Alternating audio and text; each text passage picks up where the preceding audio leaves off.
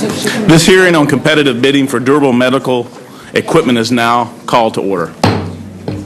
First of all, I want to thank everyone for being here. It's, for a subcommittee hearing, we have standing room only, which is quite remarkable. I think that I told the ranking member here, Mr. Fortenberry, I said, wow, this is great. He says, well, they're not here for us. So, but thank you for being here and being actively involved in this due process. I think that's what makes our country so strong.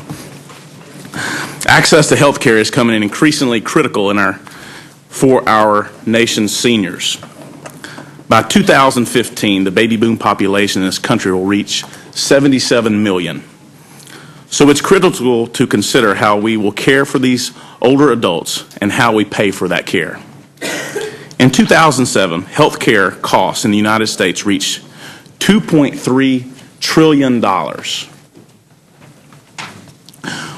Without a doubt, this is one of the greatest challenges of America, and if we are not careful, it will bankrupt our nation. The question before us today is whether addressing America's Medicare challenge requires hurting small health care providers who have committed themselves to serving our seniors. This hearing will examine the implications of the competitive bidding process for durable medical equipment.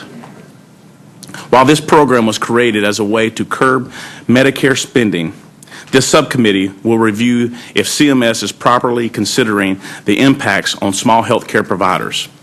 CMS maintains that competitive bidding will not only ensure access to care, but reduce out-of-pocket expenses for seniors and improve the effectiveness of payment.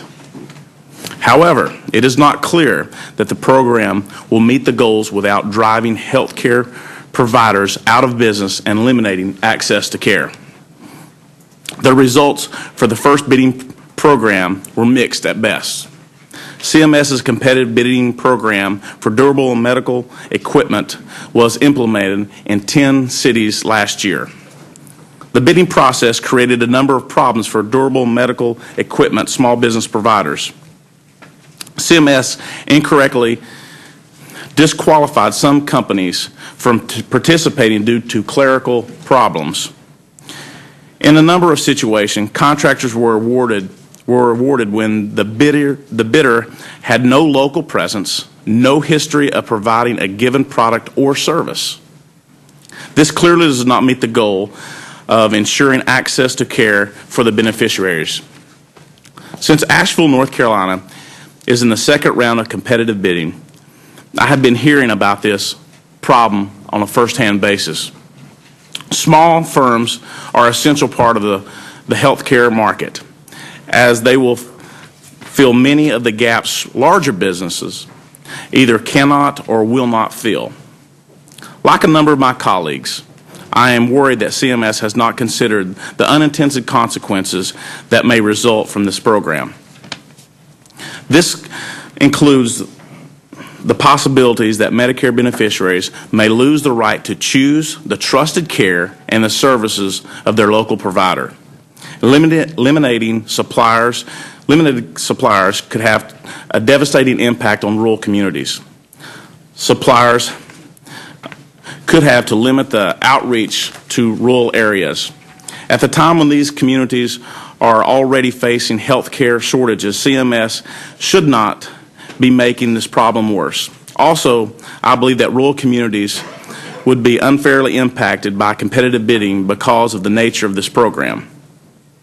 Healthcare practices could be forced to close their doors, and working families would lose their jobs. Unfortunately, CMS has not taken any corrective action to fix the competitive bidding process and its impact as it will have on small suppliers. I think everyone in this room agrees that the federal budget simply cannot sustain the current growth rate in Medicare spending. However, we must also ask, is there a better means to achieve through this program? I look forward today of hearing the testimony. I thank the witnesses for their participation. At this time, I will yield to the ranking member, Mr. Fortenberry, for his opening statement. Well, thank you, Mr. Chairman, for holding this important hearing, and we thank you as well for attending today. The House Small Business Committee, this subcommittee, and our nation recognize that small business is critical to the country's overall economic well-being. The competitive pressures, creativity, and innovation that small businesses bring to the marketplace are the hallmarks of entrepreneurship and the keys to job creation and economic growth. In many areas of our economy, the needs of rural America are uniquely different than those of urban areas.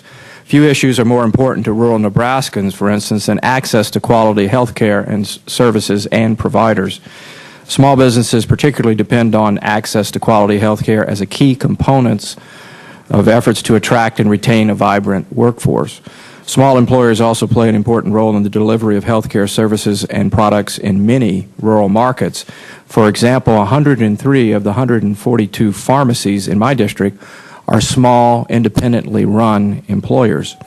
As we all know, Congress in 2003 mandated that the Centers for Medicaid and Medicare and Medicaid Services implement the Durable Medical Equipment, Prosthetics, Orthotics, and Supplies Competitive Bidding Program.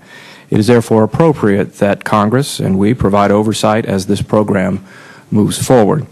The competitive bidding program was established to reduce beneficiary out-of-pocket expenses and save taxpayer dollars while ensuring beneficiary access to quality items and service.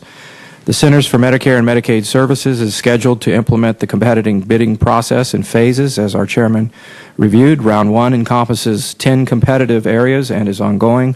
Round 2 encompasses 70 competitive areas to be implemented in 2009, and additional areas are to follow after 2009. As a part of the bidding program, CMS is required to take appropriate steps to ensure that small suppliers have an opportunity to be considered for participation. Congress, through its oversight role, must ensure that this process is implemented in a way that does not impede the competitiveness of our small pharmacies and suppliers, particularly in rural areas. Many small firms remain competitive by delivering high-quality services and care to their patients. As CMS goes forward with this program, it is important to ensure that smaller suppliers who particularly emphasize quality services are left in a competitive position. Mr. Chairman, I believe we have excellent witnesses here today to provide insight into what issues need to be addressed to improve this program. Thank you again, Mr. Chairman, and I yield back the balance of my time.